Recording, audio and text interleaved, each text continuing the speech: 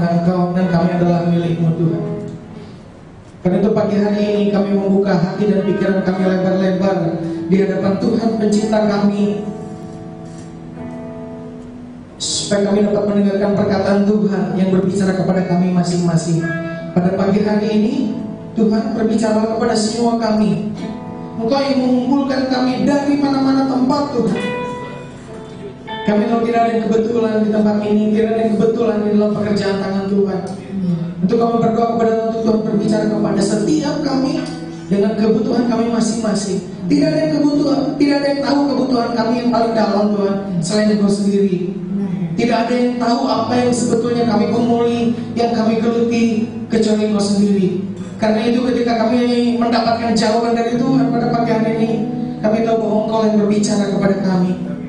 Untuk Bapak berdoa kepada Tuhan, untuk Bapak berbicara, untuk Bapak berdoa, untuk Bapak berkata-kata kepada semua kami tanpa terkecuali Tuhan. Terima kasih Bapak Surgawi.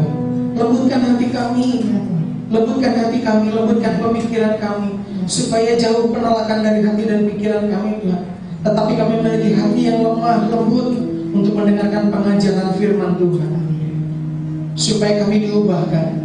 Dan kami pulang dari tempat ini dengan hati dan hidup yang baru yang dipulihkan oleh Engkau. Terima kasih Tuhan, di dalam nama Yesus kami berdoa dan bersyukur. Amin. Silakan duduk.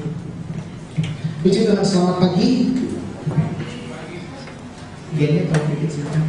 Selamat pagi, semoga saudara ada dalam keadaan yang sangat baik.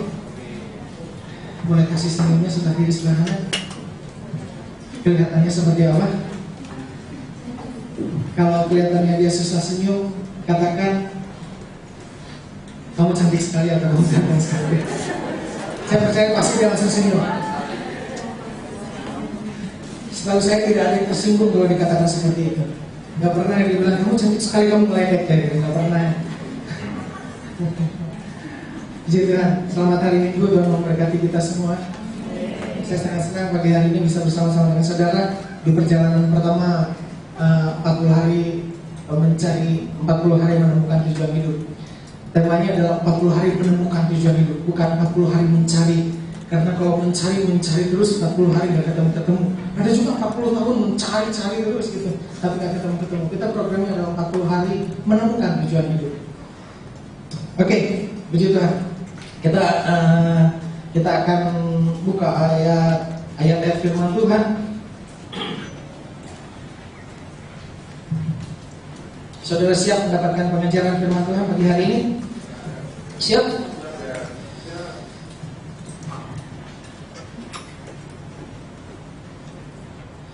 Beberapa dari antara saudara yang tidak datang di kick off di hari Jumat 30 April yang lalu, saya akan sampaikan beberapa potongan, beberapa cuplikan supaya saudara tidak ketinggalan. Karena kita akan memulai perjalanan kita mulai dari hari ini.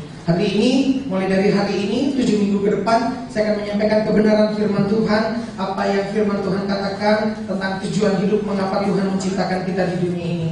Dan terus mulai besok, kita semua akan membaca satu bab, satu hari dari buku Purpose Driven Life, satu bab, satu hari. Dan mulai besok juga, semoga minggu kemarin udah solid, konsolidasinya udah jadi, sehingga mulai minggu ini kita bisa mengadakan pertemuan kelompok kecil mulai dari minggu ini sampai 7 minggu ke depan. Kemarin saya mendapatkan pertanyaan, boleh nggak suami istri aja yang ikut yang mengadakan kelompok kecil? Saya katakan boleh sekali. Itu hal yang sangat baik, hal yang sangat positif. Saudara yang belum berumah tangga jangan paksakan diri. Ini yang berumah tangga. Yang sudah berumah tangga boleh saya dengan pasangan saya, boleh sekali. Karena biasanya setelah berdua dengan pasangan biasanya nanti berentet dengan tetangga, biasanya berentet dengan keluarga dan seterusnya. Oke, saya akan langsung karena banyak hal yang akan kita pelajari yang akan mengubahkan hidup kita hari ini. Ada tiga pertanyaan besar, 3 pertanyaan mendasar tentang tujuan hidup yang akan kita bahas hari ini. Yang pertama itu adalah pertanyaan tentang mengapa saya hidup. Yeremia 20 ayat 18 itu menuliskan seperti ini. Mengapa gerangan aku lahir? Apakah hanya untuk mengalami kesusahan dan kedukaan dan mengakhiri hidupku dengan memalukan? Saya ulang. Mengapa gerangan aku lahir?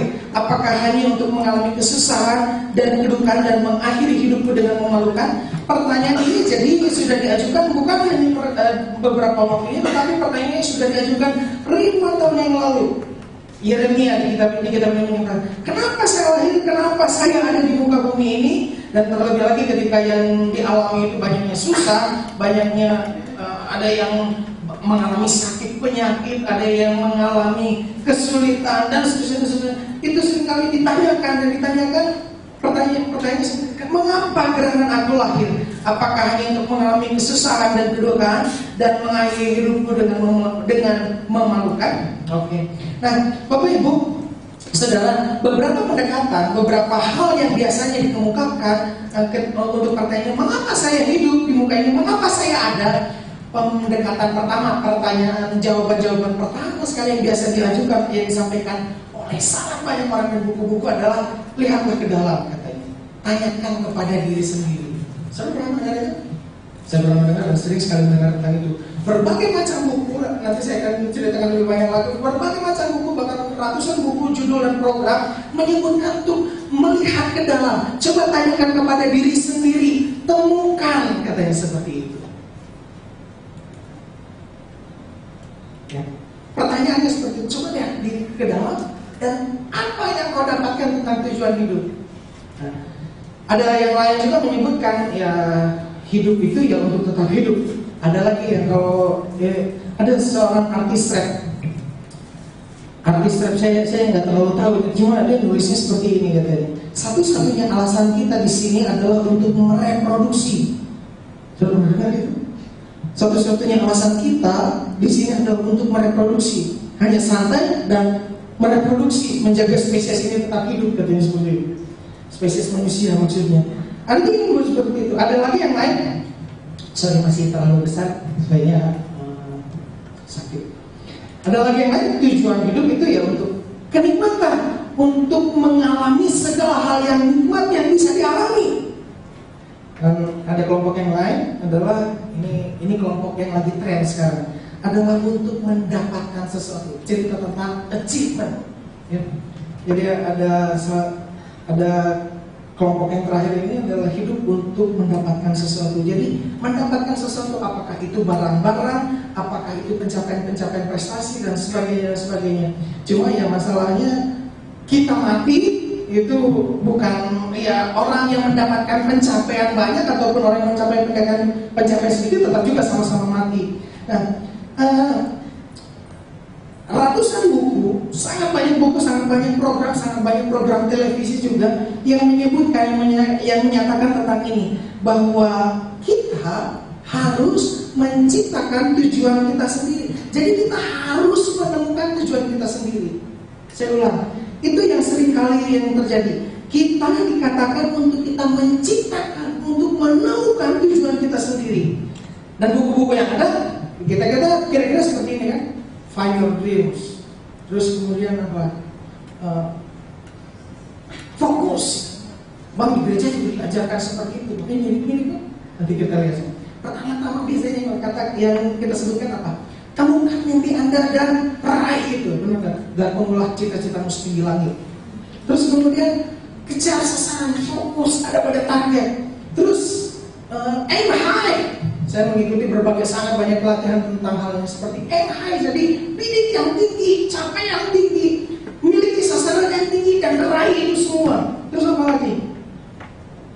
Percayalah pada diri sendiri. Ada yang sampai katakan positif, positif itu. Setiap pagi katakan samping, kau bisa, kau bisa.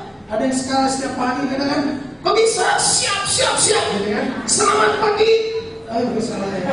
Biasanya Apa kabar? apa kabar? Oh ya, salah. Terbiasa bagus. Apa kabar? Luar biasa. Kamu bisa, saya bisa.